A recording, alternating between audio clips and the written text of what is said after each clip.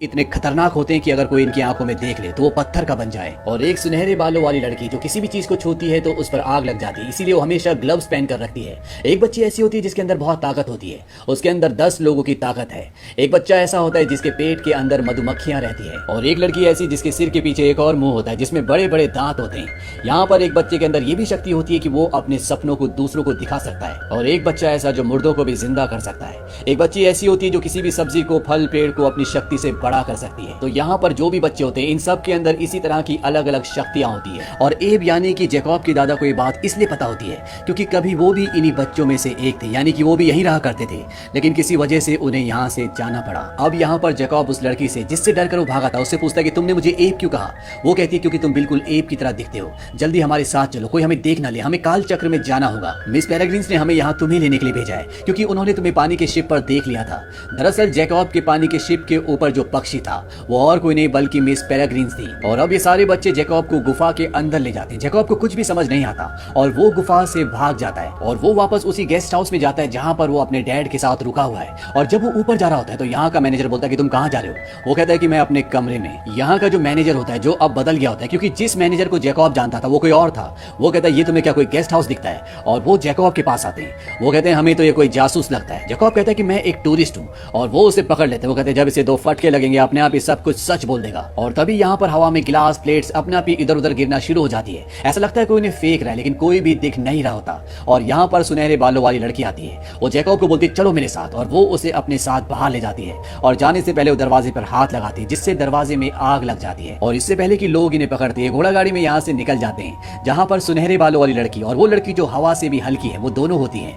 Jacob उन्हें कहता है कि तुम सब असली हो, यानी कि वो कहानी सच थी और मेरे अंदर भी शक्तियां हैं, इसीलिए वहाँ बार में चीजें अपने आप ही इधर उधर उड़ रही थी। तभी एक आवाज आती है। वो आवाज कहती है कि वो मैं था। दरअसल यहाँ पर वो लड़का भी होता है जो बिना कपड़ों के किसी को भी दिख नहीं सकता।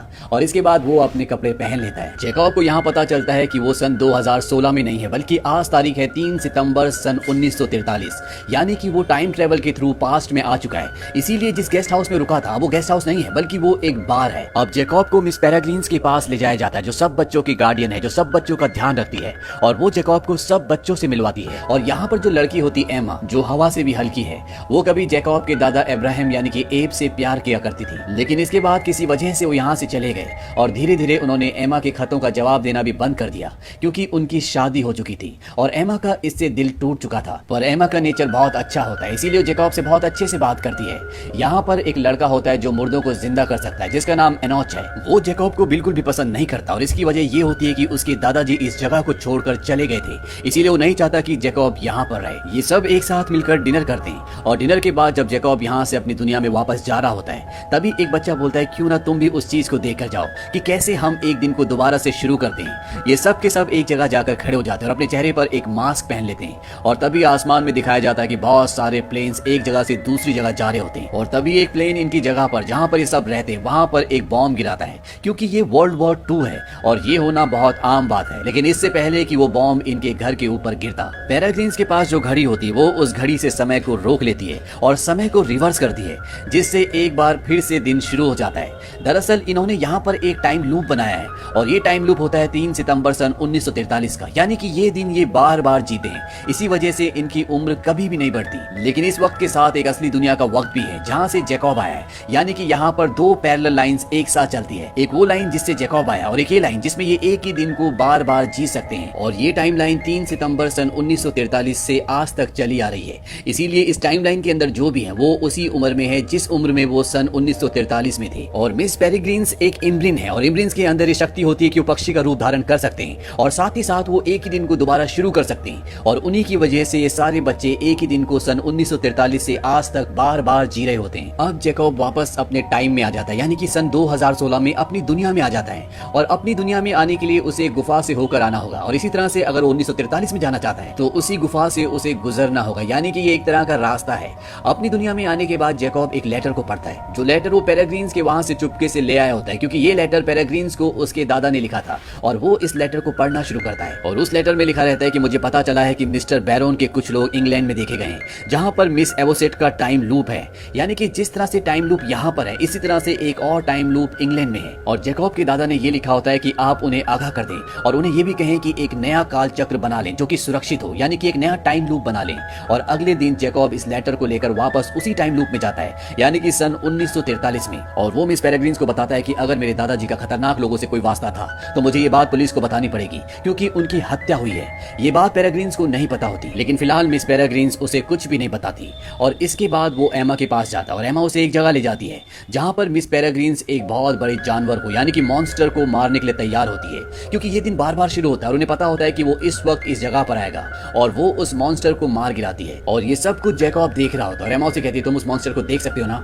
जैकब कहता है कि हाँ। एमा उसे बताती है कि तुम्हारे अलावा उसे कोई भी नहीं देख सकता और यही शक्ति तुम्हारे दादाजी के अंदर भी थी। जैकब कहता है कि मेरे अंदर कोई शक्ति नहीं, मैं तो एक आम इंसान हूँ।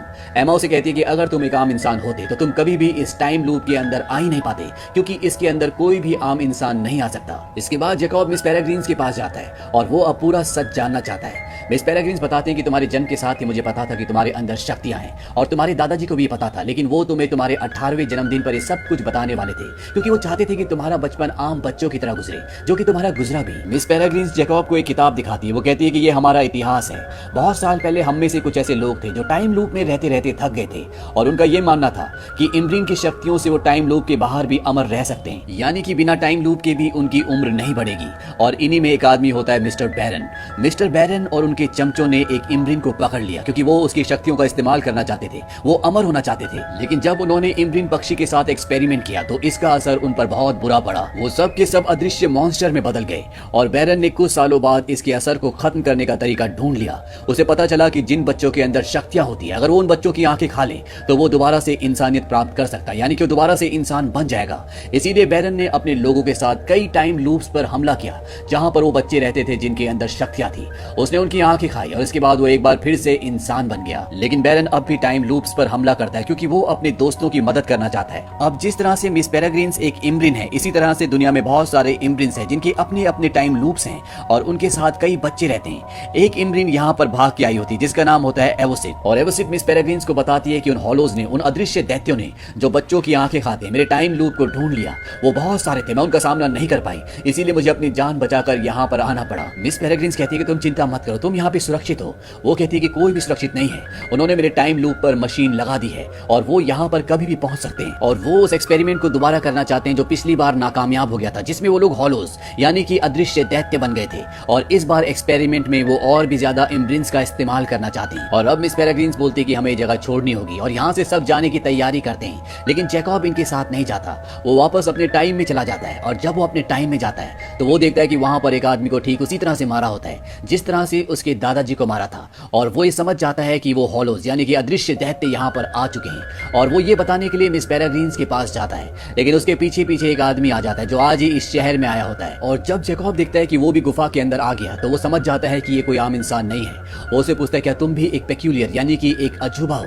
वो कहता है कि हाँ, मैं कब से तुम्हारा पीछा कर रहा हूँ। और तभी उसका रूप बदल जाता है। दरअसल जैकब की साइकाइट्रिस्ट जो होती है वो यही इंसान होता है और ये और कोई नहीं बल्कि बैरन होता है। और बैरन जैकब को बंदी बनाकर मिस पेरेग्रीन्स के पास ले जाता है और वो उन्हें कहता है कि तुम्हें अपने आप को मेरे हवाले करना होगा, नहीं तो मैं जैकब को मार दूंगा। और अब मिस पेरेग्रीन्स मजबूर है, क्योंकि अदृश्य दैत्य को यानी कि हॉलोज को सिर्फ और सिर्फ जैकब देख सकता है, इसीलिए उसकी जान बहुत कीमती है। और वो अपने आप को बैरन के हवाले करने से पहले जैकब को कहती है सारे बच्चों की जिम्मेदारी तुम्हारे पास है। और इसके बाद वो पंछी बन के पिंजरे में कैद हो जाती है। अब यहाँ पर जो दूसरी इम्ब्रिन्स होती है वो सारे बच्चों को एक कमरे में ले जाती है, लेकिन उसे भी हॉलो यानी कि वो दैत्य जो दिखता नहीं है वो अपने कब्जे में ले लेता है, यानी कि उसे भी पकड़ लिया गया है। लेकिन यहाँ पर जितने भी बच्चे होते हैं वो घर से बाहर निकलने में कामयाब हो जाते हैं। और तब ये दिखाया जाता है कि वो पल आता है जब सेकेंड वर्ल्ड वॉर में ऊपर से नीचे बम फेंका जा रहा है और इस बार इन्होंने टाइम को दोबारा से सेट नहीं किया, इसीलिए वो बम इनके घर पर गिर जाता है जिससे वो अदृश्य दैत्य मर जाता है। और अब इन बच्चों का घर तबाह हो चुका है और ये किसी भी कीमत पर मिस पेरेग्रीन्स को छुड़ाना चाहते हैं, समंदर के किनारे जाते हैं। लेकिन तब तक वो सब के सब वहां से निकल चुके हैं। लेकिन इन बच्चों को पता होता है कि वो कहाँ गए,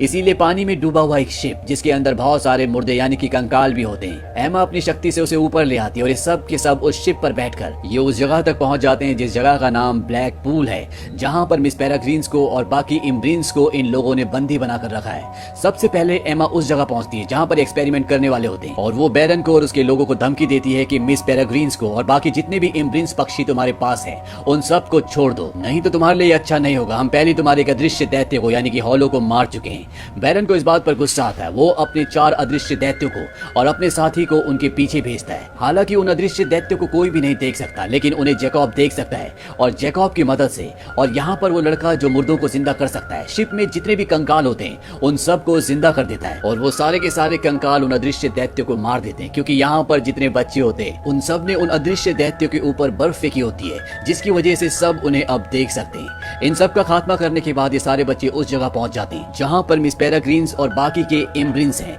वहाँ पहुंचकर ये बच्चे अपनी शक्तियों से बैरन के सभी साथियों का खात्मा कर देते हैं और जैकब उस जगह पहुंच जाता है जहाँ पर सारे इम्ब्रिन्स हैं और वो उन्हें छुड़ाने की कोशिश करता है, लेकिन तब तक वहाँ पर बैरन भी आ जाता है और इससे पहले कि वो जैकब तक पहुंचता, जैकब यहाँ पर सारे इम्ब्रिन्स को आजाद कर देता है और मिस पेरेग्रीन्स जो होती है वो यहाँ से निकलने से पहले बैरन के ऊपर हमला करके निकलती है और अब यहाँ पर बाकी सारे बच्चे भी पहुंच जाते हैं। लेकिन जब वो यहाँ पर पहुंचते हैं वो देखते हैं कि यहाँ पर जैकब के दो रूप हैं।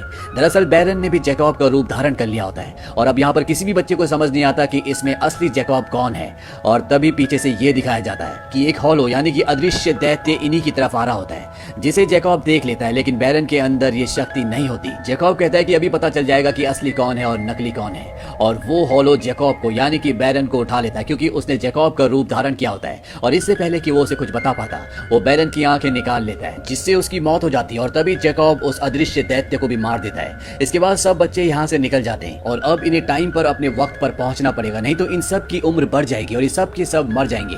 दरअसल ये सब के सब बैरन को मारने के लिए और मिस पेरेग्रीन और बाकी के इम्ब्रिन्स को बचाने के लिए ब्लैक पूल से सन 2016 में आए थे, क्योंकि बैरन सबको इस वक्त में ले आया था ताकि वो अपने एक्सपेरिमेंट को पूरा कर सके और अब इन सब बच्चों को सन 1943 में जाना होगा। एमा कहती है कि हम सब 1943 में जा रहे हैं, लेकिन जैकब को वो यहीं रुकने के लिए कहती है क्योंकि इस वक्त में उसके दादाजी अभी भी जिंदा होंगे, क्योंकि जिस दिन बैरन ने जैकब के दादाजी को मारा था उससे पहले बैरन को मार दिया गया है और जब बैरन जिंदा है नहीं तो उसके दादाजी मरेंगे कैसे। जैकब एमा को गले लगा लेता है। ये दोनों एक दूसरे को प्यार करते हैं और एमा और बाकी के सभी बच्चे अपने वक्त में सन 1943